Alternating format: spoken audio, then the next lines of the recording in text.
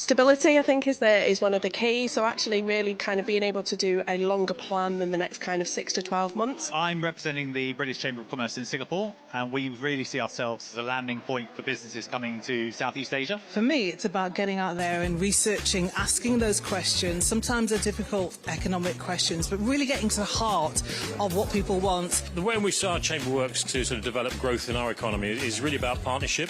So the most important thing is recognising that we are not alone in this. I think the most important thing about the Chambers is being able to work together and learn from people who've done it all before. And being part of this unique chamber network is absolutely integral to that work, to help our businesses become more productive, to trade internationally, to get their products and services to their markets, and that's how we'll achieve growth in our economy. Ladies and gentlemen, please welcome back to the stage your host, Sophie Ridge.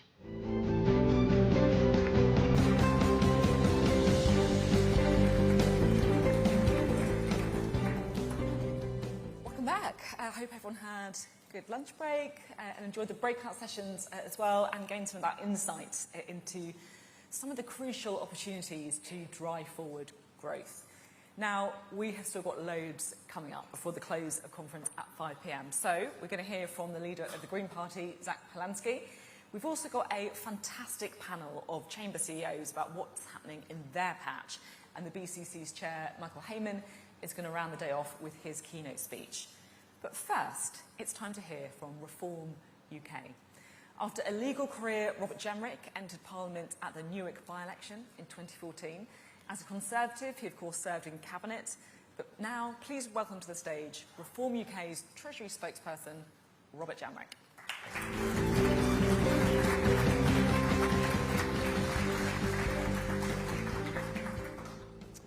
Well, good evening and good afternoon. Feels like it's been a long day in this heat. It's a pleasure to be with you all, and thank you, Sophie, for that introduction. I think we're going to take a day off from being grilled by you, Sophie, but it's very nice to see you. And it's very good to speak to so many of you here today, the leading lights of British business all in one place. As it happens, if any of you are looking for a new non-exec for one of your boards, a colleague of mine in Parliament is dusting off her very impressive CV. A couple of years as Chancellor, and apparently 10 as a leading economist before that. Well, I'm only joking, of course, and politics is a rough trade. But the serious point I actually wanted to make is that the chaos in Westminster right now is not funny at all.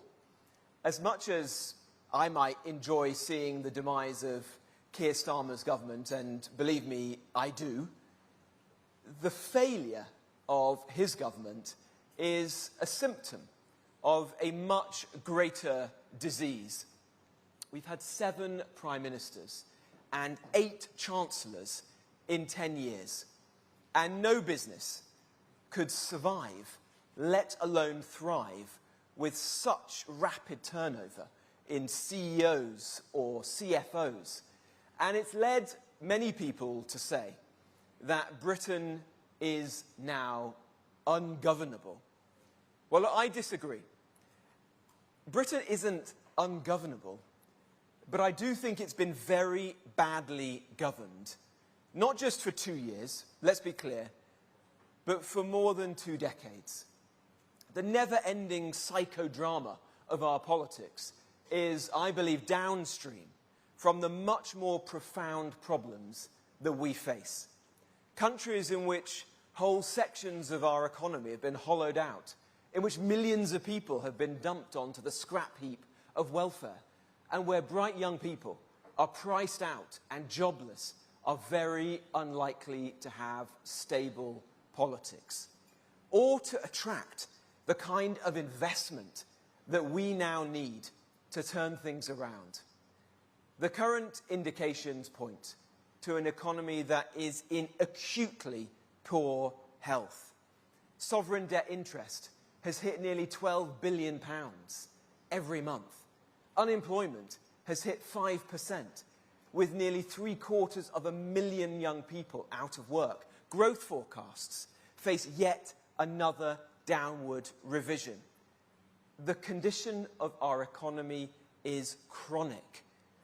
For 30 years, Britain has been governed according to a consensus that thought that the City of London could carry the whole economy, that we didn't need to make anything anymore, that we could rely on cheap imports and cheaper credit as a substitute for building, investing, and earning our way and ensuring that productivity actually increased. And where it remained low, successive chancellors thought they could cover it up with mass migration. And look, for a while, this artificial prosperity did manage to mask the deep rot. But the direction was set, and we've been all downhill from there. Our output per hour is now sitting at 4th in the G7, nearly 20% behind the United States. We've underinvested year after year, with total investment as a share of GDP lower than the rest of the G7 in almost every year of the last 30 years. And on energy, successive governments, particularly since 2005, when we ceased to be a net exporter of energy, have presided over the highest industrial energy prices of any major economy. British firms pay 4 times what American competitors pay, and almost 50% more than German or French rivals. And it has become impossible to build anything, homes, factories, data centres, you name it. It is little wonder that British businesses are struggling to compete. In my constituency of Nottinghamshire, entire industries have closed shop. I'm sick of meeting small business people in particular who've poured their heart and soul into keeping their businesses afloat tell me that they just don't think there's any way in which they can do it any longer because of poor decisions being made by out-of-touch governments totally distant from the realities of the economy. And the gap with our competitors is widening. Today, incomes in Britain are closer to those of Romania than they are of America. And on the current trajectory, Poland will be richer than the United Kingdom within a decade. But our economy is not doomed to the competitive decline that it has endured. It really doesn't have to be this way. To get things back on track, to start to turn things around, requires honesty. And that starts by saying things as they are. Britain is broken, and so is our economy.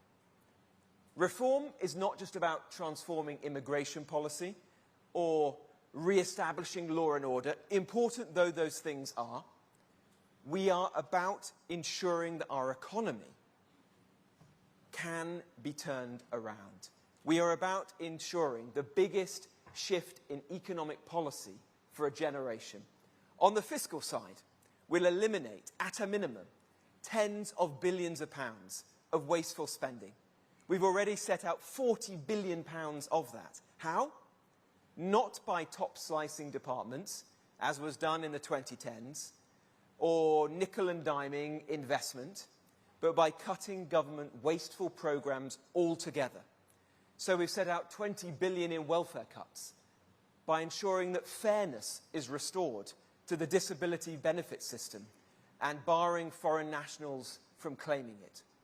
Handouts and subsidies for the Department for Net Zero and Energy will be eliminated. Foreign aid will be all but abolished. The civil service will be returned to the size that it was just a few years back.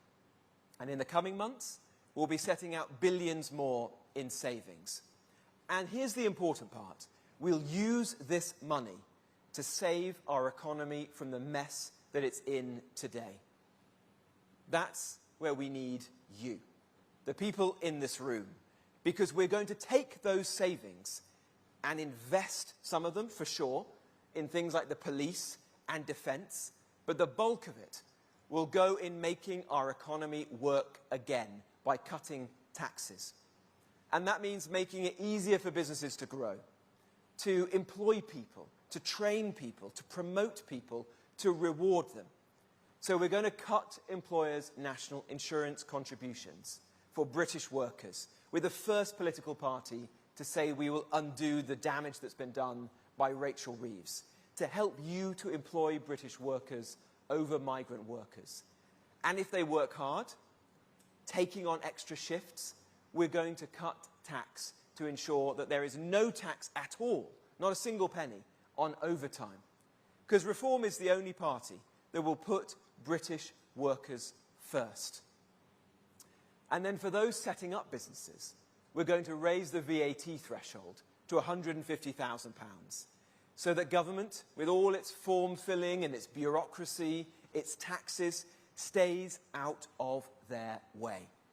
And for pubs and restaurants who have been battered by this government, we're going to not only halve their rate of VAT, but we'll slash both the duty on beer and the rates that they are paying on their premises within hospitality.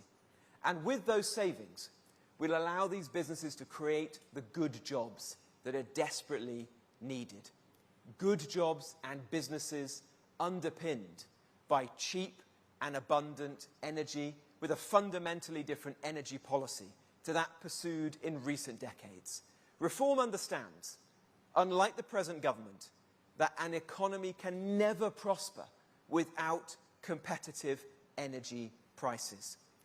And it's not just a question of tax and spend. Reform knows that to get our economy going again, we have to liberate businesses from the reams of red tape that have been suffocating entrepreneurs for far too long, so that building, manufacturing, fueling, hiring is affordable once again. Britain is broken, but I believe in my heart of hearts that it doesn't have to stay this way. We can have good jobs again. We can help people to feel rich again. Businesses can succeed again. And success doesn't need to be a dirty word ever again. We only need to choose reform. Thank you very much indeed.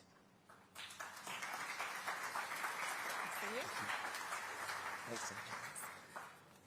Right, Robert Jenrick of Reform UK.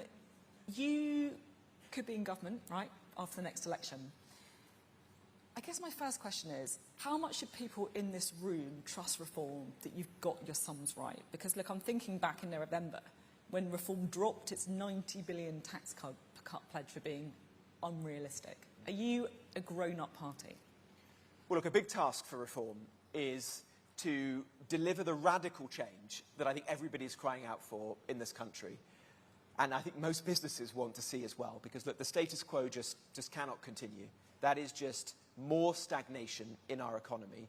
But to reassure people that Reform will be careful with their money, whether that's us in our daily lives, your pension, your mortgage, your savings, or for business people, that we will ensure that the radical changes that we bring about will be done in a careful and controlled way. And that is what I've sought to do in the period that I've been Shadow Chancellor. I've said that we will not make any tax and spend pledges unless they are very carefully thought through and that we have found the savings that are needed to sustainably fund them. I've said that we'll keep the architecture of financial governance, if you like the OBR and the independence of the Bank of England, though they are in need of reform, and that we will work very carefully with business to draw up the plans in the months ahead. We don't know. Maybe there'll be an election sooner than we think, or perhaps it will be longer into the future, so that we don't make the mistakes that I would argue Rachel Reeves and Keir Starmer did, and I think that Andy Burnham is about to repeat, which is going into government without a very carefully thought through plan, the people and the plan needed to deliver the big change that's required. You say you'll keep the architecture like the OBR, but will you commit to not bypassing the OBR? I am not going to bypass the OBR, Sophie. I welcome people marking my homework because I am certain that we're going to get our sums right, and that is important. Unlike, Andy Burnham saying that we shouldn't be in hock to the bond markets. Well, he didn't say that, though, did he? Well, he did say that. He's retracted it, Sophie, but he did say it. The point is the bond markets are our friends in the sense that we should be trying to set out credible plans that reassure and, in fact, inspire international investors that the UK is not just a safe haven, but somewhere they want to come back to and they want to look again at. And that is what my task is as Shadow Chancellor in the time ahead. You talked there about the employers' national insurance contributions and that you were the only party who would rule out, who was going to reverse it, right, who would commit to doing that. So you want to replace it with a system where firms are taxed more if they hire foreign workers, so a migrant labour levy. I guess my question, speaking on behalf of, I'm sure, some businesses in the room, if you're a care home, if you're a farm, if you're a hospitality business, and you genuinely can't fill those vacancies, what are you supposed to do? Well, I understand that it's not always easy to find Brits to do some of these jobs, and that's because on the other side of the ledger, our welfare system has got completely out of control, and the incentives are not right at the moment. So in addition to the tax changes that I'm proposing, we're also going to do welfare reforms. We've said that you won't be able to claim disability benefit, for example, without having had a face-to-face appointment with a proper trained clinician. No more going online and having a Zoom meeting with your GP for 8 minutes and then being able to sign yourself off. So there will be significant changes in welfare, which will push people back into the workplace.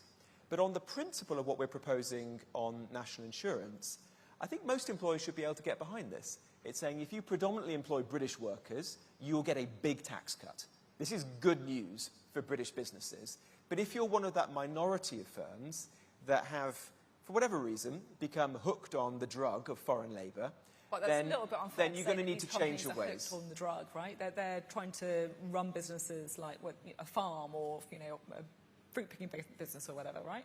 Well, sure, but I do think businesses have a responsibility. They're not paying enough money, is that what you're saying? Well, that may be the case in some ways. Look, I went to a business a week ago, 1,900 employees, a food factory, 55% of them are not British workers.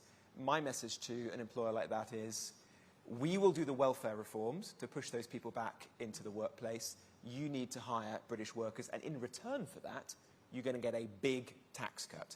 And we're the only party that has been able to offer that. Can I ask on net zero? Because you said there that a lot of the savings that you make are firstly going to be on welfare, as you've been talking about there, but also on net zero. It's kind of boiling out there today. Do you think climate change is a thing? Is it real? I do. I think that we should be on a path to decarbonising our economy and our country. But I don't want to do that any faster than our major competitors around the world. The approach that successive governments, and look, I was a part of one of those, took, was an act of economic self-harm. It was to go significantly further and faster than, in fact, not just our major competitors, but than almost any other country in the world. And wherever we ended up after pursuing that for the best part of 2 decades, well, as individuals, our domestic energy prices are very high. But for the business community, we have the highest energy prices in the developed world. And I went to a businessman's factory in Staffordshire a few weeks ago, and he has a factory in Texas, and the electricity price at his factory in Texas is 20% of the one that he has in Staffordshire. That's just not sustainable. That is deindustrializing our country.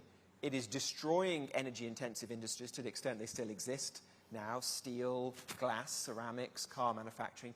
And, I think this is an important point, it's not setting us up for the industries of the future, like AI, because they are also very energy intensive. And so if you want to have a flourishing AI sector, if you want to have data centers, we need cheap, competitive energy prices, and that is what reform will offer. The relationship between business and politicians is obviously super important, but it is also one that, there's always questions about influence, right? And about whether there is undue influence. And I just wanted to ask you about the interviews that Nigel Farage did yesterday about the £5 million gift that he spoke about. He said repeatedly that people don't care about it. What do you think? Do you think people care about it? Well, I've knocked on a lot of doors, trust me, in the course of the May local elections, the by-election, and in my own constituency. And I have to say, in all sincerity, Not a single person has raised that question with me. It doesn't mean that it's not a legitimate question for the media to ask, but it is not one that, in my experience, is on the tip of the tongue of people across the country. People talk to me about it all the time, members of the public. Well, that's not my experience. But let me answer it head on, nonetheless. If you are asking about influence, there's no donor that is influencing Reform's agenda. If you're saying to me, should Reform have a policy on crypto and stablecoin, yes, I think it should do. It's a significant growth opportunity for the UK. I want London and the wider UK financial services sector to prosper in the years ahead. And this is one of the areas for growth. We are slipping behind Dubai, the United States, other markets. There's no reason why that should be the case. And so in my role as Reform's Shadow Chancellor, I want to ensure that we capture that opportunity to create the jobs, the tax revenue, the growth here in the UK. But look, you know, we welcome people who donate to our party, as every political party does, but nobody buys influence with us. Is there a trust issue as well? Because we were obviously told at the beginning that this was purely for security, and then we were told yesterday that actually it's not about anything specific. So I guess, is there a problem with whether we can trust what you say? That's not my experience. Look, Nigel was given this gift by an individual before he was even a member of Parliament. In fact, he had said he wasn't standing for Parliament at the time. And I mean, this is a bit of a diversion from our discussion about the economy, but unfortunately, some people in politics are subject to very severe personal threats to their own security. Nigel is probably the most endangered of any British politician, and it's right that he has the security that him and his family deserve. Just finally, you want to see an election. You've been clear on that. Mm-hmm. Is Andy Burnham more of a threat than Keir Starmer? Well, he's a more human face than Keir Starmer, that's for sure. I don't, in honesty, know what he stands for today. He's flip-flopped on a lot of things in the last few months. If I had to guess, I would say that the things that have been very harmful for the British economy in the last 2 years will just continue and, in fact, will escalate. Because will Andy Burnham take on the backbenchers in his Labour Party and find tens of billions of pounds of savings from welfare, as Reform will do? No, not a cat in hell's chance. So what is the consequence of that? Higher taxes on each and every person in this room and your businesses.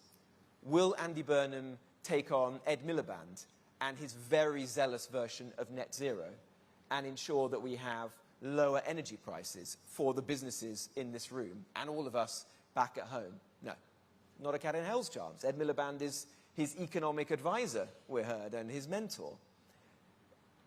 It seems to me as if, unfortunately, it gives me no pleasure to say this, the decline that we see in our economy today is just going to continue until there is a general election, and that Reform, as the main party of the centre right now in this country, is the only credible alternative which can bring forward the radical but careful change that the country needs to begin to turn around the decline that we've seen.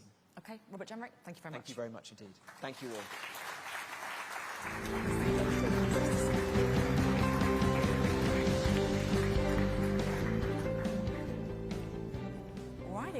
Now, of course, as you all know, chambers of commerce are really at the heart of communities here in the UK and around the world as well. 51 chambers in the UK, over 75 British chambers around the world as well. And every day, chambers are helping businesses in their patch connect, succeed and grow. So we're going to have a conversation now about the challenges and also the opportunities that firms are facing right now, and the crucial part that chambers are playing in that. So we're joined now, I'm pleased to say, by Russell Borthwick, who's the Chief Executive of Aberdeen and Grampian Chamber of Commerce. Also, Katie Keenan, the Chief Executive of the British Chamber of Commerce in Dubai. Douglas Ure, Chief Executive of Business West. And Suzanne Wiley, who is the Chief Executive of Northern Ireland Chamber of Commerce and Industry. So please give them a very warm welcome to the stage now.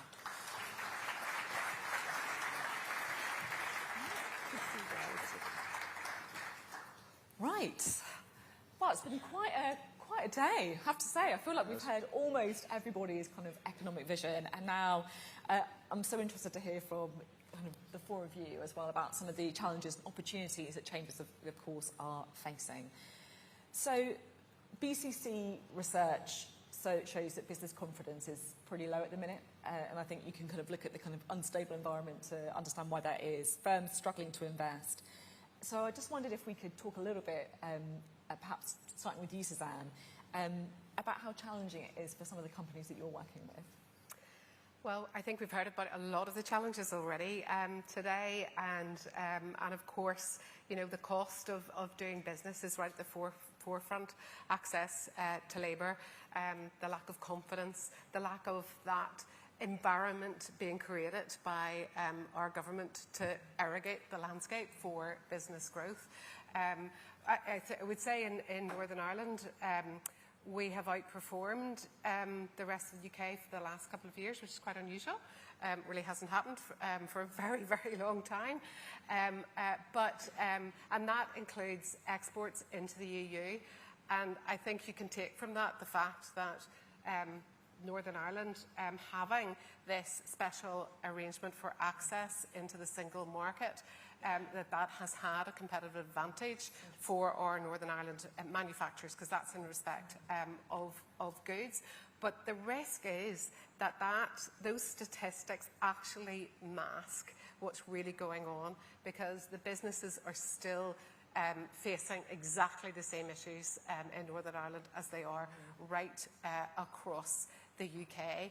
And from a devolved region perspective, and we'll have, I'm sure, more of those perspectives, my view is that if we're really going to address those barriers to growth, if we're really going to prioritise growth, and we absolutely need a different arrangement, a different partnership between the government in the UK and the devolved regions, and I'll maybe talk a little bit more about what that might look like later on. Yeah, really interesting. And Douglas, what's your own sort of response to that? What are businesses telling you about the challenges? Yeah, I mean, one of the great things is we get out and talk to businesses all the time, right? So we hear their pain points, hear their challenges, hear what they're optimistic about. And when I was having a conversation a couple of weeks ago with a business owner in the high street, cafes, successful business, good footfall, but you know, that business 2-3 years ago was delivering sort of 15% profitability margins, right? The 15%. Income has still gone up, and now they're getting close to break even. And that's a massive challenge for business, right? If you're getting sort of 2-3% profitability, your business is actually solid, you've got a good customer base, you've got a good reputation, and what's rising is everything that Suzanne touched on, those taxes, cost of labour, cost of employment, energy costs, food costs, all really, really hitting these businesses. And, you know, we've talked a lot about confidence, and those businesses are strong businesses, but they're sitting on cash, you know, and they're not really willing to invest, because if they're that close to being profitable, or being loss-making, then they're nervous about investment. So I think just that sort of increased cost, particularly in the SME sector, particularly in businesses in high street, retail, food and beverage, hospitality, feeling it most, but it's broader than that, actually. Yeah, but really hitting, as you say. Russell, I can see you nodding to some of that. What are you experiencing? No, I think it's clear, Sophie, that businesses across the UK, in every part of the UK, for many of the reasons that we've heard today and we're discussing now, are finding it really tough. I guess from the perspective of Aberdeen and Grampian region, the northeast of Scotland, we have a further added layer of jeopardy that's being layered on to our economy right now, and what we're seeing is a domino effect of a mismanagement of our energy transition, and it's been talked a little bit about today. But this isn't about oil and gas or renewable energy businesses where Aberdeen should be at the heart of the new generation of our future energy ambitions. It's about the lack of confidence, the lack of projects, the lack of activity, which is very quickly flowing through into non-energy businesses, whether they're retailers, hoteliers, transport providers, professional services businesses, hotels, are all feeling the pinch. And for kind of pretty much for my 10 years at the Chamber, the QES data published by the BCC, our region was top quartile or above on all of the key indicators. Right now we are firmly bottom. We are significantly behind peer regions across the UK in intention to hire, in likelihood of losing staff, of likelihood of increasing turnover and profitability, of likelihood to invest. And that's simply because we're getting energy policy wrong right now, but this is about a much broader impact on our community. You're talking about the mismanagement and that we're getting energy policy wrong. I mean, just spell it out. What are we getting wrong? So right now, we keep hearing from government ministers that oil and gas will be a key part of our energy mix for decades to come. Correct. The Climate Change Committee itself tells us that the UK will require around 15 billion barrels of oil and gas over the next 25 years to keep the country moving, running, lights on, hospitals and schools operating. That's accepted. We can hit net zero while utilising that fossil fuels, but actually on a reducing point over the period of time. Right now, only about 25% of that will be domestically produced. We are importing 75% of what we need when we're sitting on a resource in the North Sea that can generate 60 billion of investment over the next 25 years, which can deliver 165 billion of GVA. And ironically, domestically produced fossil fuel is up to 10 times more environmentally friendly than fracked gas from the USA, which is moved across the Atlantic in a tanker and regasified just so that we can actually pretend that we're meeting some kind of climate targets. We're not, we're making it worse. So from the point of view of jobs, of investment, of tax revenue, of energy security and of environmental, why on earth are we mismanaging the transition so badly right now? And that's having a knock-on effect, not just in our region, but across the nation. Right, it's a very hot political topic that I'm sure we'll kind of return to throughout the discussion as well. Katie, in Dubai, I mean, there is a whole other set of circumstances, I guess, that's making things challenging as well. Yeah, so the uncertainty was, and the issue was very unexpected, but there was a lot of likeness to the pandemic.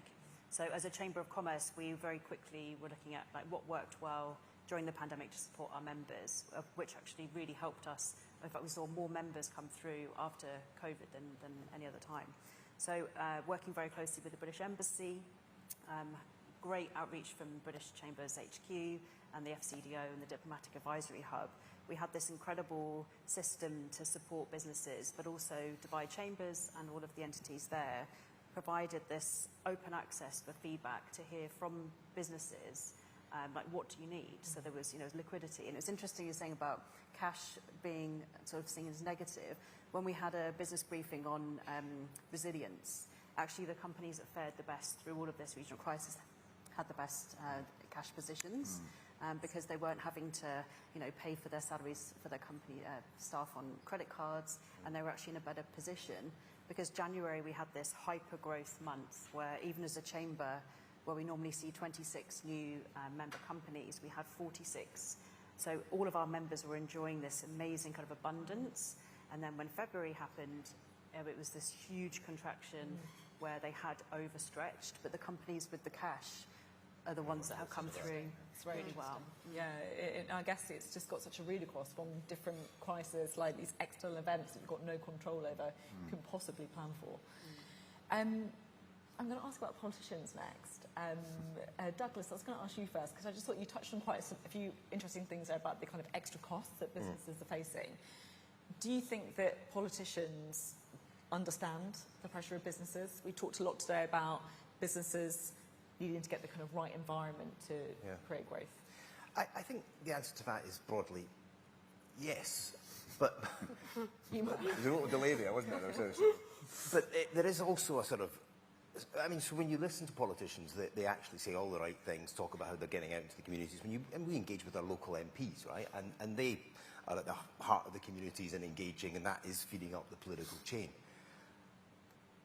But it goes into a sort of central mix that doesn't get much done, actually. And, so I'm the only representative here from an English chamber, despite being Scottish, and the only one actually with a mayoral combined authority. So really interesting to hear Rachel Reeves, our Chancellor, talk about fiscal devolution, because I think pushing some of that power into devolved authorities, giving, not autonomy, but giving them the resources and the incentives to make decisions for investment would be good, because you've got people who are closer to where the business needs are, closer to where infrastructure spending is needed, closer to some of the priorities from the region in which their living, working, operating are. And moving some of that control out of central government, I think, would be a good thing, because it seems to kind of get lost into the mix. So I think locally, much more knowledge and insights of what's going on from a political level, but once it goes into the sort of political central machine, it can sometimes just get lost. It's interesting, because it does feel like that's one thing that we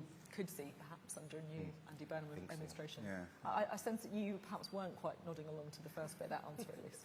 Well, so I think we've actually had to be fair, a couple of exceptions maybe up here today that would contradict what I'm about to say, but I think in general, and this is probably true in Westminster and even truer in Holyrood, that we've got a generation of career politicians, and actually more concerningly sometimes career advisors, that haven't lived in the real world. They haven't had to create value, manage people, grow businesses, understand the pressure of those businesses. And I think that lack of appreciation can sometimes lead to perhaps well-meaning policy decisions, but the reality is the way that that manifests is in red tape, over-regulation, and probably the highest tax regime that many of us have ever seen. And it kind of brings to mind a really famous phrase that was uttered many decades ago by Sir Winston Churchill, who stood up in Parliament and said, "Sir, for a nation to think that it can tax itself into prosperity is akin to a man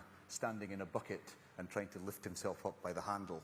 I actually thought that was quite good, and kind of said we're kind of hamstrung a little bit by that. So I think what business is best at is growth, creating opportunity, creating jobs, creating the wealth that the nation needs to then fund the services that all of our governments say that they actually want to support. So my message to government is stand out of the way. Don't over-regulate. Don't try to just actually allow business to do what it's good at.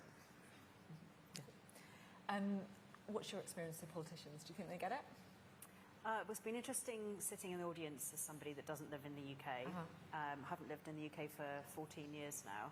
And it sort of strikes me that it would be great to have someone that has that experience of business, that has had to sort of bootstrap and really understand the pains of what it's like to run a business in this economy. So I'm interested to see how this all plays out. I mean, I didn't realise I'd be here in such an interesting week. Yeah, to my be honest. goodness, yeah. A very hot one as well. Yeah, I know, it's absolutely unbelievable, to be honest. And actually, it's kind of been a privilege, I think, to get to speak to these politicians today at a time where everything's changing. It's been really interesting as well. Suzanne, what's your own experience of politicians? Well, I guess the Northern Ireland Executive itself, right, in terms of its ability to properly develop a strategy for the economy in Northern Ireland, it's still at a very immature stage. And I guess that,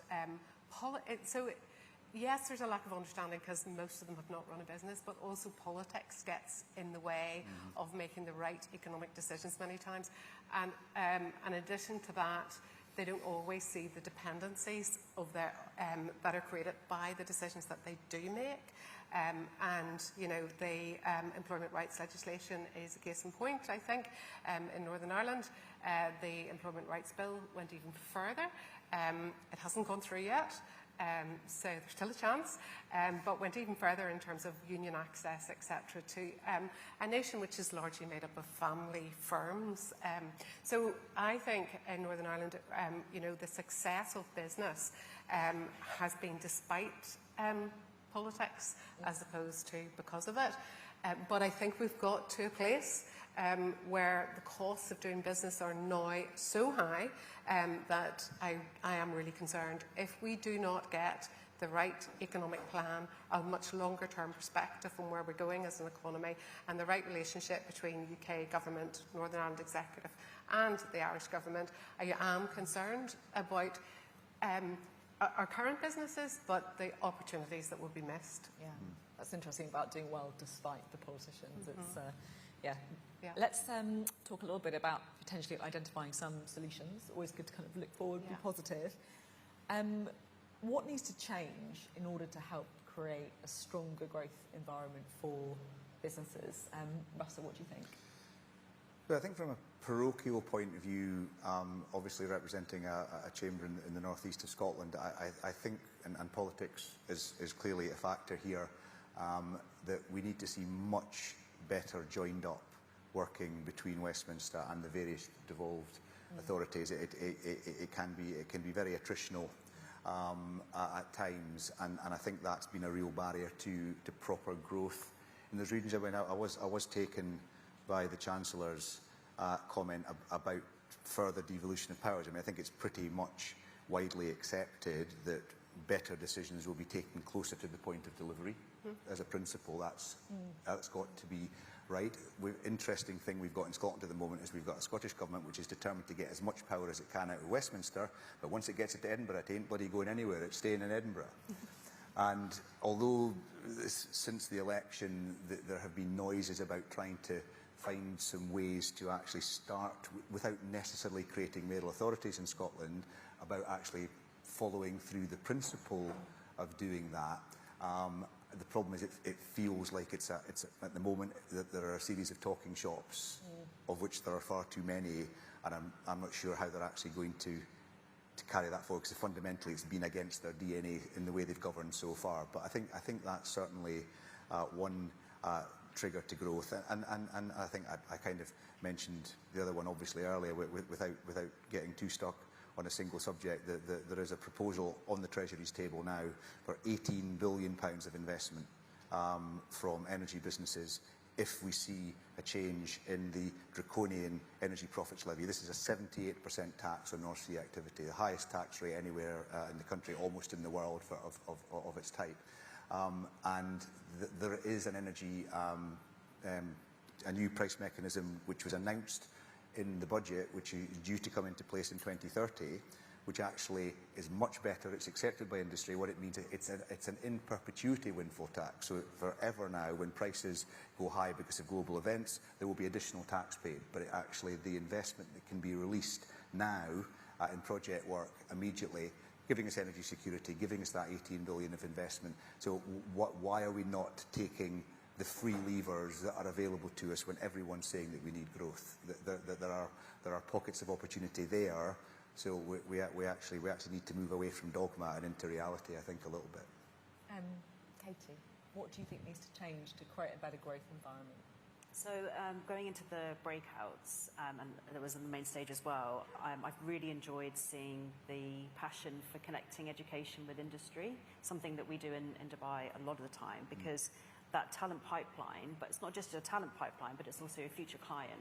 So any interaction, and it seems that there's a lot of initiatives around that, because it's giving hope, it's ensuring that, you know, you do have this, you have talent and you know, intellect coming through that's going to shape the economy, but it's also around access. So something else in Dubai, there's a lot of women trying to get back into the workplace, but are time restricted.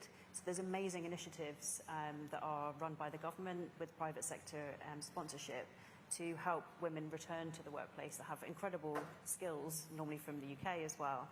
So I think these initiatives, but the beauty that and the power that Dubai has is that they have the same people involved in all the decisions. So somebody said the other day that, you know, through the crisis, what they have in their favour is that the architects of Dubai are still in the majlis, they're still around the table, and I probably think that's something you need more consistency with the people that are making decisions, because otherwise I keep hearing the word churn, but that seems to be, you know, everything's driven by short-termism. You get to a point and then it changes again.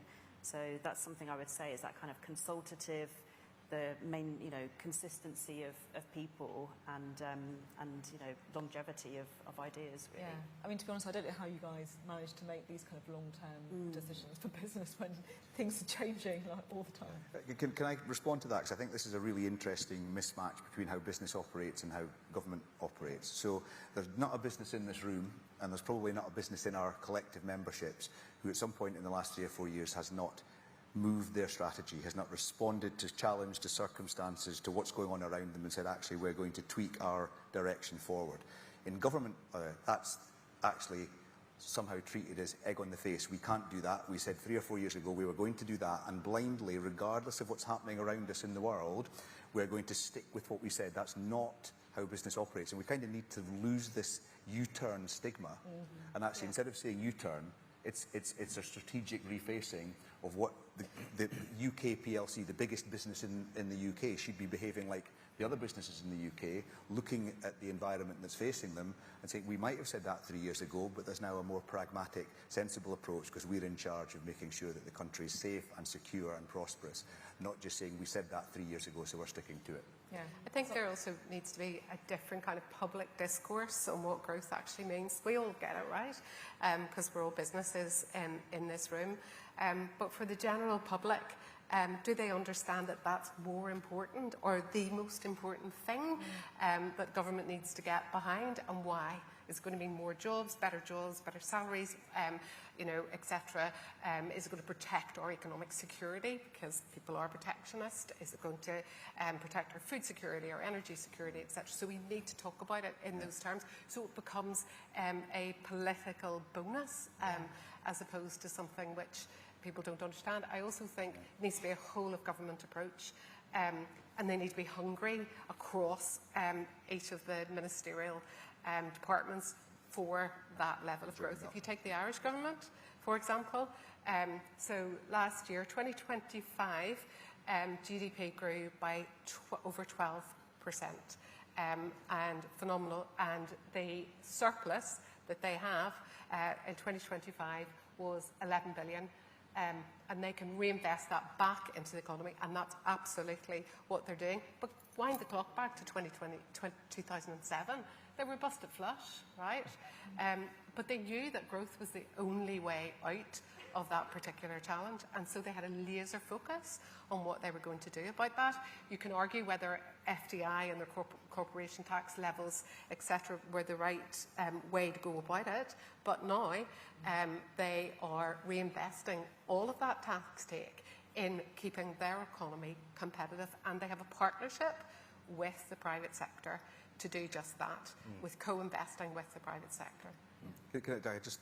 For those of you that were here first thing this morning, there was an interesting approach to growing the economy from the Chancellor, I thought, who came up with a magic formula that said because we grew 0.6% in the last quarter, if we repeat that for the next 3 quarters, that's going to make the growth 2.4%. If only that were true, growth would be 0.6% if that happened, not 2.4. So if you've got a magic wand, that's a little way to wave at that, but that's not quite how it works, Rachel. But perhaps just coming back to Suzanne's point, I think that's an absolute spot-on point about private sector investment, and that's something Business West and the West of England have been campaigning for a while. If you think about what business needs, right? Okay, they need competitive environment, they need good customers, they need less regulation, they need the right incentives. They also need the right place. They need the right transport, they need the right infrastructure, they need the right schools, they need the right homes, they need to be able to get from where they live to where they work in an efficient amount of time. And the government hasn't done enough in our cities to develop that infrastructure. And we need the private sector to come in. And there's ways of doing it. There's ways of bringing the private sector in to help develop infrastructure, incentivise them to do it, get them return in terms of new investment and new revenue streams that come from that investment, get investment coming back because of economic enhancement of the region that has been developed.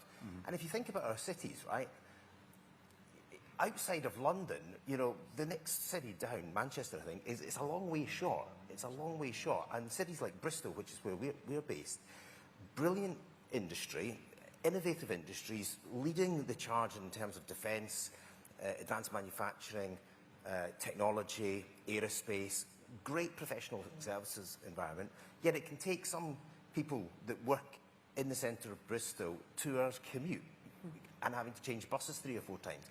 That is outrageous. And other cities, other countries do this all the time. I mean, great example is Gothenburg in Sweden. It's not a capital. They have brought the private sector in with a bold vision of delivering doubling growth by 2050 in that city. Right? I mean, that is huge. Many other countries have economically vibrant cities that are not capitals: Frankfurt, Munich, Milan, Toulouse, Dubai, Melbourne, Bangalore. I mean, you could say the list. None of them are capitals. Yeah, our cities are creaking, and business needs good infrastructure, and we need to bring the private sector in to make it happen. Yeah.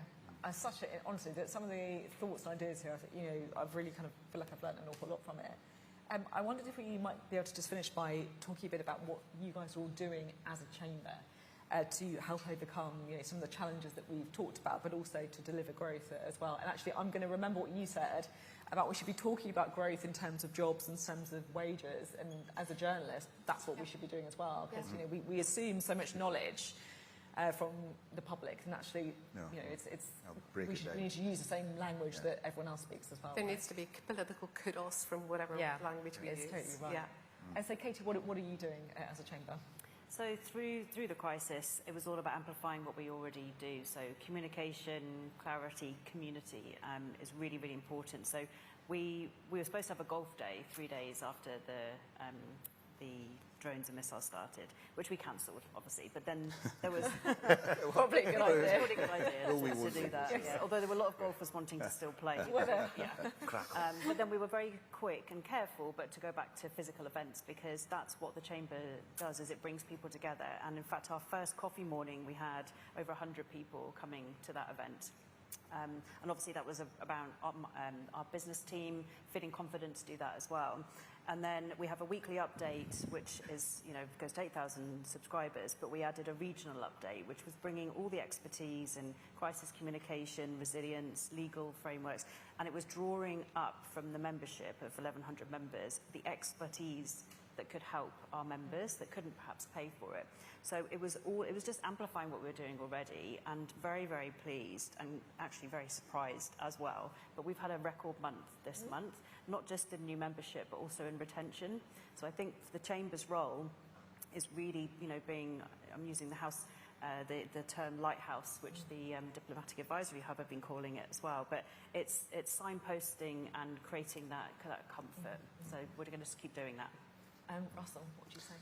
So I think we say that in our chamber we just do two things, although it doesn't feel that simple most days, but we provide a range of business support services to help our members do better business. But we're very much at the heart of driving economic growth in the region to create an environment where our businesses can thrive. And if it doesn't do one or both of those things, I guess we don't do it. The success we've had, we've got 1,400 members now in our region, employing 100,000 people. And I think a lot of that success has come from the visibility that we've had of being the voice of business, of not sitting on the fence, of being pretty punchy in our engagement around the issues that matter to our businesses, and in demonstrating how we have power to actually convene and actually create economic development opportunities. And I think by doing those things, we've seen that growth that we've seen over the last few years, and that won't be different, I guess, largely to what any other chambers are doing. But I think the challenge that we're facing in our economy has kind of almost made us, has given us more of a kind of mandate to go and do that stuff. Douglas. Well, I'm new to chambers. I've been in this role for 5 months, and I had a weird perception about what a Chamber of Commerce did. I have been blown away, both in terms of the chamber network, how it supports businesses centrally through the network, but also, initiatives that are really important. We've heard some of it today about AI, supply chain, helping them trade, helping them go international. At a local level, it's working across businesses from literally one-man band, one-woman band, starting up and thinking about how can I grow my business, how can I make it successful, and engaging them, connecting them with the right people, right through to the fast-growing developing companies that need access to better supply chains, and need access to networks, right through to convening the large organisations. And what I was saying before about private sector investment, actually, that was about bringing the largest businesses in the west of England together and saying, right, one voice, take it to central government, work with the combined authority and say, you're better and stronger together. And I think the chambers have got such an important role there about taking that connected voice to central government or regional government and saying, this is what the biggest businesses that are saying in your region. They have huge supply chains that are able to really drive economic growth. This is why you should listen to them. So it's working through the small right through to the large corporates to make change happen. In the same ways, that's the kind of messaging, the big message we got from today, and that a one-size-fits-all just doesn't work. No. Different regions, different businesses need different things. Levers, Suzanne, what have you been up to? Yeah, I think you probably sense my frustration with government a bit. So what Northern Ireland Chamber is doing is working with the Big Four consultancy practices to develop an economic growth manifesto for our next government, our next executive. There will be asks of UKG as well in that, but we're looking at competitiveness, digital transformation, innovation, workforce of the future, infrastructure, and energy affordability and cost. And it's focused on not just those asks, right, but realistic solutions to some of those issues, so it can nearly be taken by government and implemented with the support of the business community to make that happen, and also helping our members get ahead of the game, right, when it comes to some of the opportunities, whether that's enabling them to build their capabilities with AI, and we've been using the AI Academy that Siobhan talked about earlier on, whether that's helping them with trade and finding new pathways and finding new markets, so really helping them capitalise on all the opportunities. Well, it all sounds amazing, and thank you very much. It's been such an interesting discussion, and thank you so much, guys. Thanks.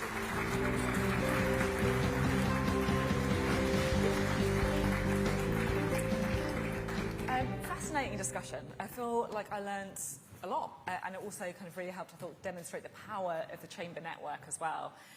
Now, for over 160 years, the BCC's business network has been guided by a single truth, why we are stronger together. And that is why Chambers are working hard every day to help businesses to succeed, connect and grow. So just to say, if you want to find out more about any of this, about the Chamber network, you can go to the BCC's website, britishchambers.org. Now, due to some transport issues, want to add to the infrastructure list, maybe, we are changing the order of speakers. So we're going to finish the day with the leader of the Green Party, Zack Polanski, which means that our penultimate speaker, who I'm now going to introduce, is Michael Heyman, who was elected as the BCC's chair in March after many years working closely with the network. So as a business founder with decades of experience in the communications industry, he's really passionate about the work of Chambers. So please welcome the chair of the British Chambers of Commerce, Michael Heyman.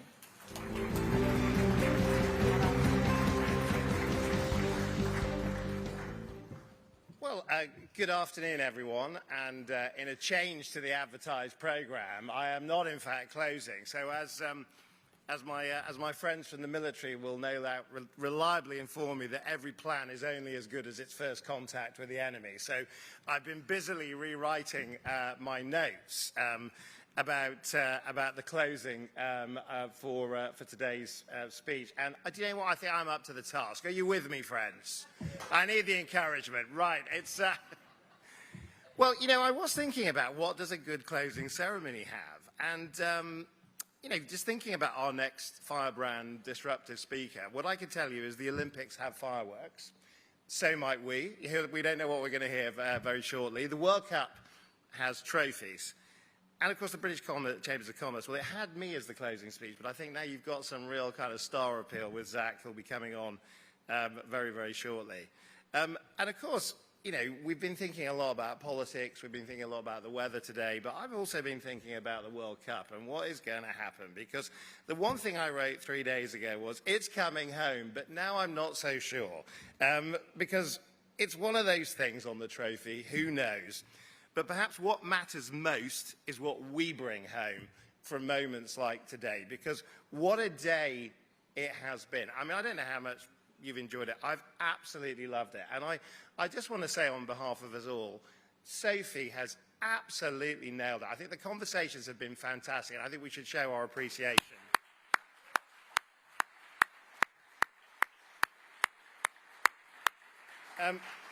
As someone who often takes the lectern to actually interview people, I don't think I've heard better, more fluent interviews and actually holding people to account in terms of some of the big ideas. And we need it, because we need to really sort of seize our moment. You know, I think what a moment like today has brought home for me is that confidence really does matter right now.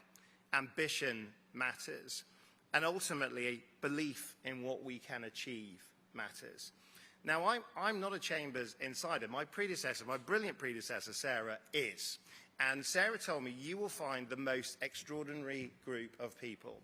And my goodness, she undersold it. This is an absolute rock star group. And thank you to you guys, some people who've come from all around, I mean, many who've come from all around the world through our British Chambers network globally, people that have braved the weather, braved the transport, our guests who have made it today. It's been absolutely brilliant to have you with us. So thank you very much for joining us for the Global Annual Conference today.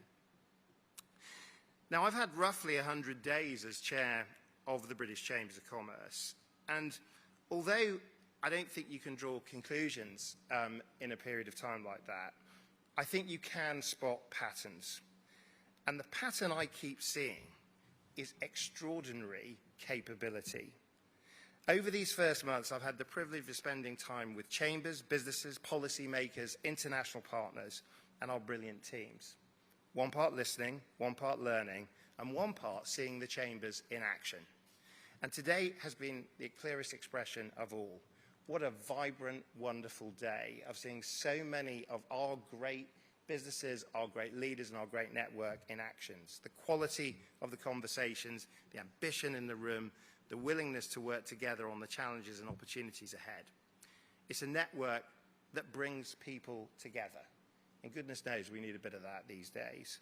It's a team that creates connections, a movement that turns insight into action, and a community that helps businesses navigate uncertainty and seize the day, seize opportunity. And that is what the Chamber movement does at its best. And it's right at this moment to recognise those who've also made today possible. A huge thank you for our partners for this event, our headline partner, NatWest, and we're looking forward to our next collaboration exploring why some leaders act differently and what makes their businesses truly future fit, delivering a compelling report that helps businesses across the UK navigate what comes next. Our corporate partners, Heathrow, Intuit and SSE Energy Solutions, and our supporting partners, DP World and Trainline Businesses. Thank you for your commitment to this conference and to the wider mission of supporting business. And on your behalf, I would like to thank Siobhan and her extraordinary team who have brought us all here together. And I think if a team deserved a round of applause in terms of facing all of the sort of, I suppose, hurdles of today, our British Chambers of Commerce team deserve the biggest of all. So thank you very much.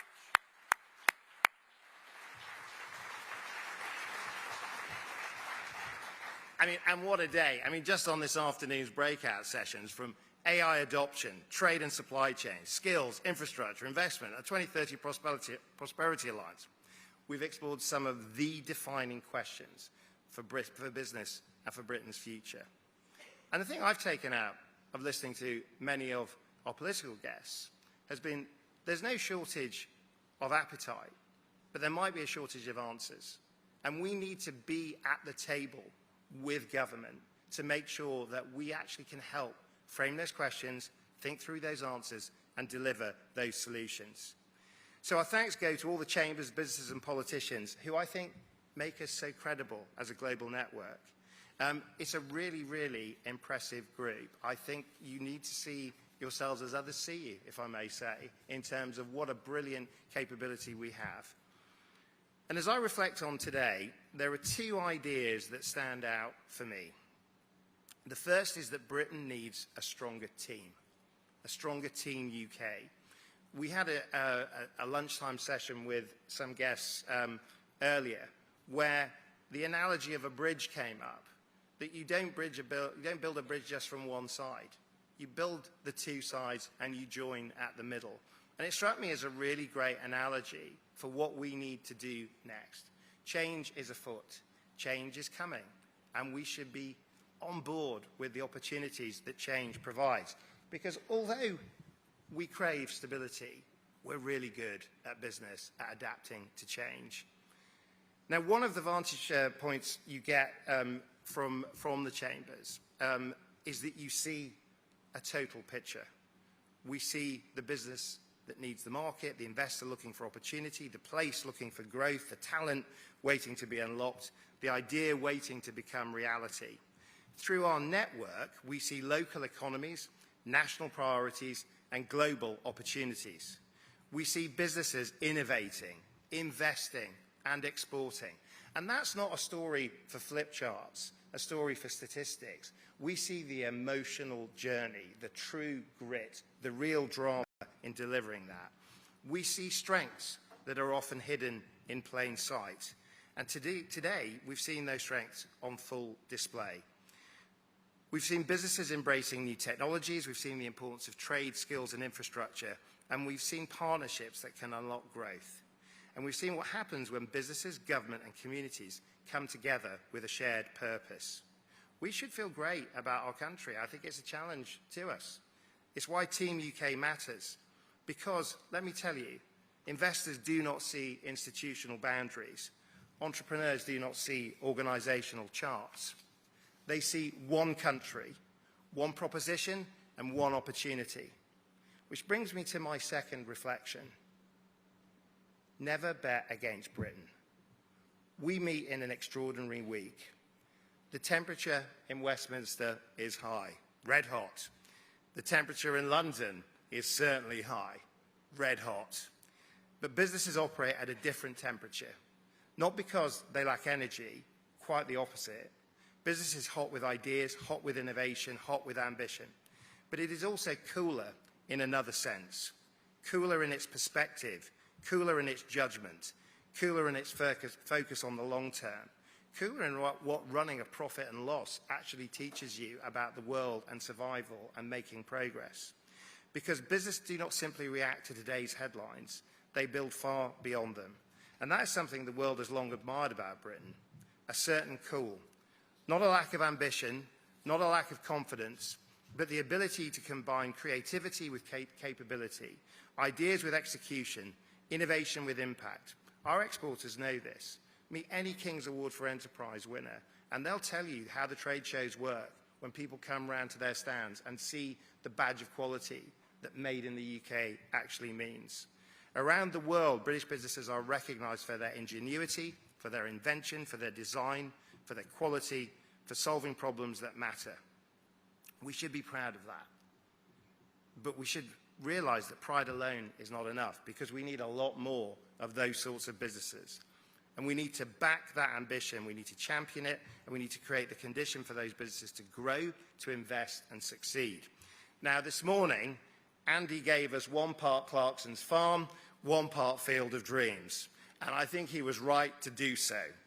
Because dreams only become reality when people decide to build, when ideas become enterprises, when ambitions becomes action, when opportunities become reality. And that is what business does every day. My own journey in business started 16 years ago when I started a fledgling startup with my business partner, Nick. And what we had was this idea that we were going to be the new Saatchis, we were going to be the next big thing. And you know what? Experience teaches you a lot along the way. But it also gives you something powerful. That's judgment, it's perspective, it's determination. And I think we've seen that on display from so many business leaders here today, which is that we do have the true grit to go for it. So before I close, I'm delighted to announce that there's a next major event in the BCC calendar, because it's not just about attitude, it's also about the skills to do the job. And throughout today, AI has featured in almost every discussion, and rightly so. Artificial intelligence is the 4th industrial revolution, already transforming businesses across every sector. And my goodness, does it speed up our efficiency? Doesn't it actually help us get better? And it's why we're delighted to announce the BCC AI Adoption Summit, which will take place on Tuesday, the 8th of December, at the IET on Savoy Place. It's going to bring together chambers and businesses to explore how we turn the possibilities of AI into practical progress. Please keep an eye on the BCC website and our social channels for details of that. I've seen some of the early speakers, and I can tell you it's going to be absolutely brilliant. So let me leave you with 2 thoughts. I'm hoping, I feel Siobhan's gaze somewhere at the back of my head that actually maybe Zack is here. So I'm going to leave you with two final thoughts. Not only from today, but also because I spoke to Global Chambers leaders from around the world yesterday. In terms of what I think is the opportunity ahead, what I think is the offer to government and other partners ahead. Because I think building Team UK is a thing, it's an opportunity. I think having confidence in our mission, never betting against Britain, is a thing. And in bringing them together, I want to just finish with a memory of my own, which feels World Cup appropriate. Because when I was 13, I met the Brazilian football legend Pelé. We all know who Pele is, the greatest. Whoever you like in football, nobody can deny what an incredible legend he was. And he signed an autograph for me that sits on my desk to this day. It just says this: to Michael, good luck, Pele. And it sat with me, I'm 56 now, it sat with me since I'm 13. And luck is something that every company, and indeed every country, needs its fair share of. He also said that no individual can win a game by himself. What we see in football, we see in business, and we see in Britain, that the better the team, the luckier it gets. And it's why I say that for Team UK, it's this: game on. Thank you very much for being with us.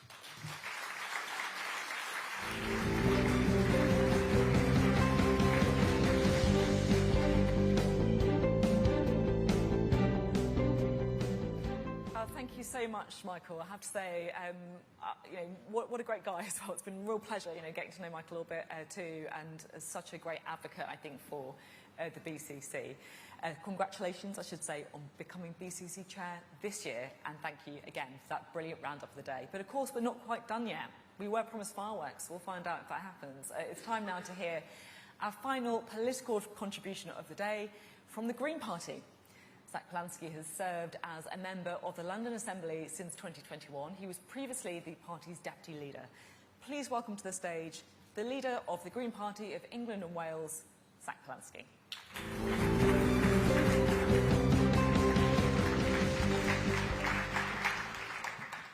Thank you very much, and it's wonderful to be the final act today, the headline, some might say. No, it's great to be here with you all. It's a reminder of how much energy and ambition we have in this country from people who are willing to risk so much and put their heart and soul into making their business a success, not just for the sake of it, but for something giving something back to your communities, creating a better future to leave for our kids, training up and supporting young people as they start out in their careers, and of course, innovating to protect the environment. The ripple effects of good business are huge. Now look, I get it. Times are really tough right now. And I'm going to talk a bit today about the challenges I know many of you and many people across this whole country are facing. But at the heart of what I want to talk to you about, and the heart of my approach to business, is the potential of that ripple effect when governments get it right. It probably won't have escaped your notice. This week saw a decade since this country voted to leave the European Union. And however you voted, whatever reasons you had for voting the way you did, I think most of us look back now on the 10 years that have passed and see a lost decade for this country. A decade where small businesses face red tape and trade barriers that have made operations untenable, where business owners face too much uncertainty to plan for the future. We have seen entrepreneurship stifled, innovation crushed, and brakes put onto this country's progress. In fact, many people say it's not just brakes, but actually people tell me it feels like we are going backwards. The consequences couldn't be more stark. Investment down, employment down, productivity down, and if you want to use it as a measure, GDP down 8% lower than it would have been if we'd stayed in the EU. And in the decade since that vote, we have seen unprecedented instability rock our country. A COVID pandemic which wreaked havoc on our lives and our economy. Nearly 400,000 British businesses closing down in just a single year. Putin's brutal and illegal invasion of Ukraine shocked the world. It disrupted supply chains and it sent energy prices skyrocketing. And this year, we have seen Trump and Netanyahu's illegal bombing campaign in Iran sending further shockwaves across the globe.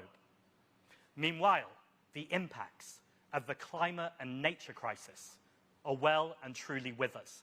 And no one knows that better than those trying to keep a business afloat among the chaos and disruption caused by extreme weather. 7 in 10 UK businesses have seen their annual revenue hit by the impacts of the climate crisis, whether that's supply chain issues or flooding. And the impacts could not be starker than what we're seeing this week. Extreme temperatures, leaving trains cancelled. In fact, on my way here, Southwark Station was just evacuated as if to prove my point. Employees unable to get to work, or employers forced to send their workers home because they can't even keep the workplaces cool. And we know this heat wave won't be the end of this extreme weather. Extreme heat like this makes flooding increasingly likely, and we've already seen the devastating impacts of flooding on communities and businesses. And we know that one of the biggest problems that regularly faces small businesses in particular is that they're not covered by flood ray, meaning they've often left to pick up the pieces without financial support after flooding. That's not right. It needs to change. And sadly, the responses we've seen from successive governments have not gone even near enough to meet the scale of the challenges we are facing. Where we need vision, we've had vacillating. Where we need long-term thinking, we've had short-term headline chasing. And instead of grasping seriously with the uncertainties the future holds and how we make this country resilient in the face of them, governments are simply lurching from crisis to crisis. And what's the impact on everyone else and businesses? Well, you've had to scrabble to keep up. From the will they, won't they of the Brexit negotiations, to Liz Truss's catastrophic mini-budget, to this Labour government's litany of U-turns, anyone who just needs to plan for the future, whether you're responsible for employing thousands or you're just trying to get something started on the side, all you can do is make your best guess. And it's not just businesses that have suffered from this decade of instability. It's workers, it's families, it's communities. Skyrocketing food prices, making it harder to put food on the table and harder for small businesses to stay afloat. A few weeks ago, I visited the wonderful Half Bakery. It's a social enterprise in Hackney Wick. And the brilliant owner told me everyone gets the same wage in her business apart from her. Now, when she said this to me, I presumed she meant because she ran it, she got a little bit more. But no, it was the opposite. She isn't even able to pay herself a proper wage because she's rightly committed to making her staff have a proper wage. And her running costs are going up and up and up. And she's the one that's suffering. It's not right. We should be encouraging the kind of boldness and community spirit that it takes to set up a place like Half, not shutting it down. And while we allow global events to fling us around like a pinball, we are missing out on so many opportunities. Take oil and gas. We know the North Sea is running dry. That's not a matter of politics. It's a matter of geology. Yet successive governments have simply sat on their hands until the next crisis arrives, like the too little, too late scramble to try and save jobs at Grangemouth. The result? The UK is falling behind. We're seeing skilled workers pushed out of jobs, local economies decline, and young people forced to take low-skilled work or move abroad. And one of the most ridiculous things of all, we are watching the huge opportunity presented by the transition to a renewable energy economy just passes by as if it doesn't even exist. And it doesn't have to be this way. We are incredibly well-placed as a country to make the most of these opportunities, like the huge potential of British North Sea ports to become locations where offshore wind turbines are manufactured and then shipped. We have the skills and infrastructure to be a world leader in a booming industry. All it takes is vision, political will, and a plan. Now, some of you might have some preconceptions about me and the Green Party, that in some way we're not interested in what business can offer. And look, plenty of you probably won't agree with me on everything. Some of you might not agree with me on anything, to be frank, but that's fine. I think there's a few things, though, we absolutely can agree on. Firstly, the job of government is to provide long-term stability and an environment in which good business can thrive. That all of us, families, individuals, workers, businesses, We do best when we know what's coming and we're supported to meet it. And that a strong economy, one which enables us all to reach our potential, it must be a resilient economy, a sustainable economy, and a future-proofed economy. Yes, that means adapting to the changes we are seeing as a result of the climate and nature crisis, from extreme weather to global instability. Investing in infrastructure that doesn't break down when the temperature hits 30 degrees. Boosting manufacturing in the UK so we're not perilously reliant all the time on global supply chains. But it also means being really clear about what keeps this country, its economy, and our businesses running. And that's people. Too many governments seem to have forgotten about people, and the consequences of that have been stark. As this country has got sicker, an estimated 148 million working days were lost because of sickness or injury last year. That's 148 million working days. It's huge.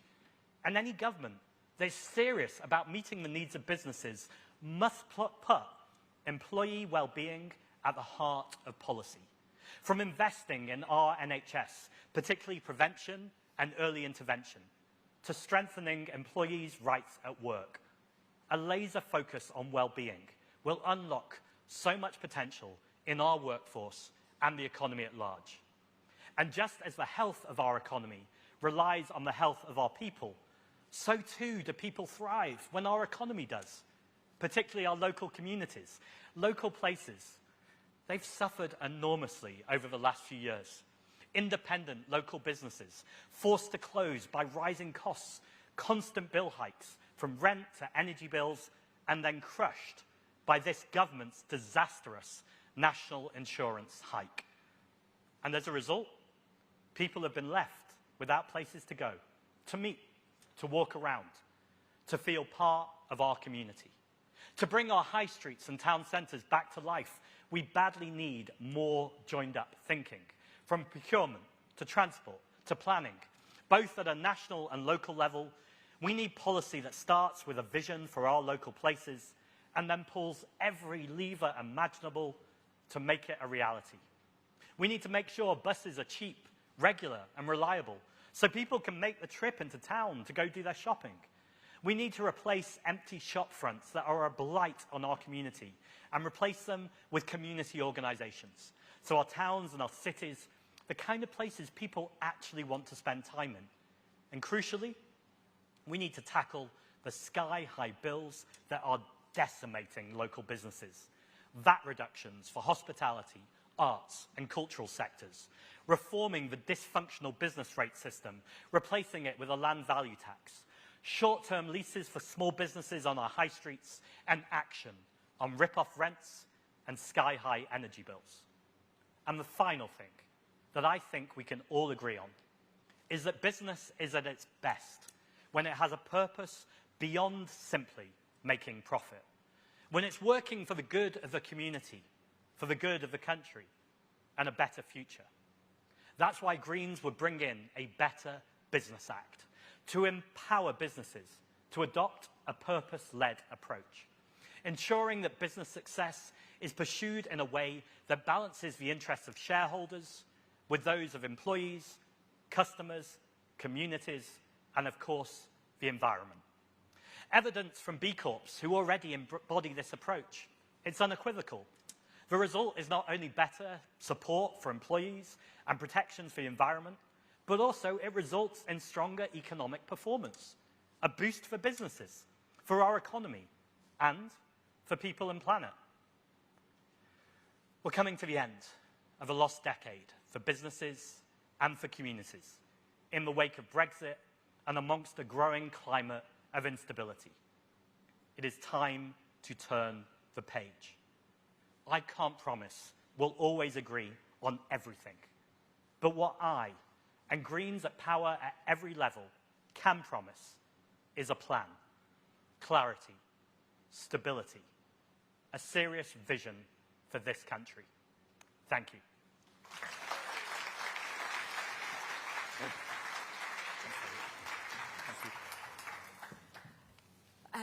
Great. good to have you here. I wanted to start off because the title of this whole conference, right, is Delivering Growth. So I guess my first question is, for the Green Party, is economic growth something we should actually aspire to? I think we need to be really specific about what the growth we're aspiring to is. Now, if we say it's economic growth or GDP just for its own sake, then I would say that's an output of what missions or objectives are. And when I say missions or objectives, I'm talking about things like tackling inequality, making sure our high streets are buzzing and we have thriving local businesses, making sure we're protecting the environment and tackling the climate crisis. Now, as a result of some of these things, you will see economic growth. But I think the point and purpose of government should be to make sure we're tackling these objectives and to empower businesses who are often the best to innovate in how to achieve these missions. So the target, to be very specific about your question, is not economic growth for its own sake. And if we take something like GDP, even Simon Kuznets, who came up with the idea of GDP, says that's a terrible way to measure the health and well-being of a society. I think we should be talking about life expectancy, education, health, a whole range of metric. And I think it's that holistic approach to a system change around our economy that's going to be both good for businesses and the communities they serve. I guess the thing about GDP, it's kind of specific though, right? It's like one measure that encapsulates an awful lot of things. The measures you're talking about are pretty varied. Well, I'd say it's one measure that captures a lot of things, but actually often it captures the wrong things. So let me give you an example. If we have water companies pumping sewage into our rivers and charging us extra for the privilege, up to 30% of our bills are on profit to those water companies, when they then clean up those rivers, that's really good for GDP because it's a clean-up operation. But I imagine most people who pay their water bills wouldn't want to see the water companies keeping sewage outflows because it's apparently good for our economy. Another example, and Mariana Mazzucato, who amazing economist, who's been talking about this a lot recently, has said there's always money for war. Like, we never say, oh, how do we fund this? We just go, there's an objective right now, we're going to fund it, let's make it happen. And actually, I think if we're just looking at GDP through a narrow lens, we get to those conversations about, oh, maybe we can't fund our objectives. But if we do it the other way round and go, we have to tackle inequality, we have to make sure we're tackling the climate crisis, we have to make sure we're empowering and regenerating our high streets, then we find the money to do that because we know ultimately it's good for our economy. You talked there about water companies making profit, and I just want to pick up on that word profit. Are you comfortable with companies making loads of profit? Is that okay? I am comfortable with companies making profit as long as we have a fair taxation system that's progressive. And actually, I would say more than that. If companies are making lots of profit and putting that back into our public services, then that's great. That's exactly how we should be working.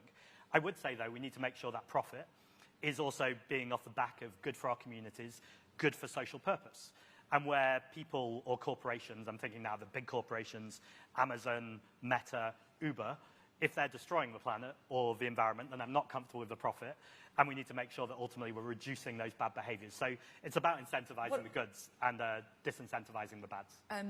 The thing that I guess I'm thinking about kind of quite a lot is jobs. Yes. With all this, right? You know, you're talking here about, you know, good companies and bad companies, good profit, bad profit, effectively. But they all provide jobs, don't they? So is that not in the good column? Well, I think we can make good jobs in the good column. So let me give you an example. If we decarbonise by 2050, the amount of money that would take is less than just one global oil shock. So it seems obvious to me that if you can get 1 million jobs, for instance, from tackling the climate crisis and making sure we're reducing jobs in oil and gas, an industry that does need to have a just transition, we need to support those workers. It's not about just taking their jobs away. It's about making sure we're investing in them for the jobs of the future. And to give you an example, right now we spend £2.1 billion on subsidising the fossil fuel industry. If we stop that subsidy and actually put that money into training workers through apprenticeships, skills, adult skills, and into the jobs of the future, like wind turbines, that would be really good. And then the final example I'd give you on wind turbines is 3 times as much of the material in wind turbines at the moment is made outside the UK. That makes no sense. Let's have an industrial strategy in manufacturing in this country, because in the last 15 years, we've lost up to £30 billion because of that wind turbine issue. Just to pick up on the North Sea point, because I think this is a key one, right? And I know it's key for lots of people in the room as well. Look, on the surface, that sounds great, but I guess people are like, how realistic is this, right? You know, and if you're talking about reducing our dependency on fossil fuels, you know, people had very much concerns about the jobs there. So you'd strengthen the windfall tax, so there'll be no relief for a reinvestment. But the reason we have that allowance is to support those jobs and to keep North Sea operators investing here. I was just very struck by the Chamber's chair from Aberdeen, who said that his chamber was super profitable. Now businesses in the area are really, really struggling. Why should they trust what you're saying? Well, you'd have many politicians who come here and tell everyone exactly what they want. And sometimes I'll be in opposition to what people say. And I would say the unrealistic thing right now is to think we can carry on oil and gas as we are on one of the hottest days, in fact, the hottest day in June that's broken a record, and think we can go on like this. There's a scientific reality here, and there's a geological reality more specifically. The scientific reality is we have already extracted more oil and gas across this whole planet than we can burn and still have a livable planet. The geological reality around the North Sea is that it's pretty much already dry. We're doing an irresponsible thing to keep pretending that we can keep the North Sea oil and gas viable. But are people not saying that they just want the transition to be, you know, to keep doing everything, right? To do the North Sea oil, but at the same time upping the renewables? Well, we've been saying that for decades, and no actual action's happened. Now, is it about turning the tap overnight? No, it's not. It's not that sudden. But it is about having a clear plan with objectives that's funded, and that businesses and bond markets, by the way, can all come along with, because I think that clarity is what this country needs. We're nearly out of time, but I just want to ask you about the politics. Andy Burnham, I know that you've said previously you would never do a deal with Keir Starmer. Do you think you could do an election deal with Andy Burnham? Yeah, I had to get that in there at the end, didn't you? Got to do it, you know, of course. I think, you know, there's an old joke you all know well that, you know, Andy Burnham's been with Miliband, he's been with Corbyn, he's been a Blairite. And we genuinely don't know which version of Andy Burnham turns up. And I can see versions of Andy Burnham that the Green Party could work with really cooperatively. What I would say, though, is we know that Josh Simons is going to be one of his key advisors. We know that James Purnell, we've been talking about water companies, someone who is literally a lobbyist for private companies. I don't believe those are people that should be advising you or be your chief of staff, and you have anything like a progressive or socialist agenda.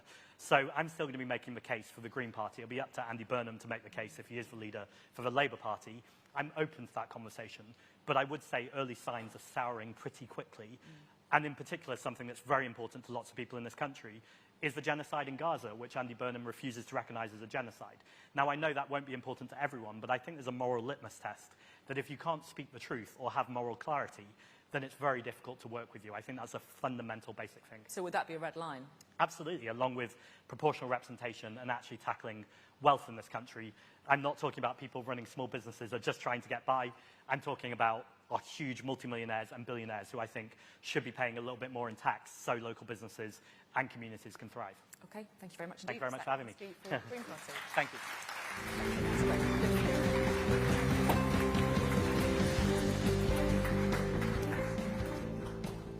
I'm going to keep it very brief, but oh my goodness me, what an amazing day. I feel that I have, and the guys in this room have just seen the kind of full breadth of the kind of political opinion. 5 main parties here in this room. I don't know anyone else who could pull that off apart from the BCC. And I just want to say thank you very much for allowing me to be a part of it. Thank you to Siobhan, thank you to Michael, thank you to all the people behind the scenes who've worked so hard on making this such an enjoyable day as well. And I have to say, some of the panel debates that we've had are also something that's going to stay with me and make me think a little bit more about things for an awfully long time. So thank you so much, and I'm going to let you go. Thank you.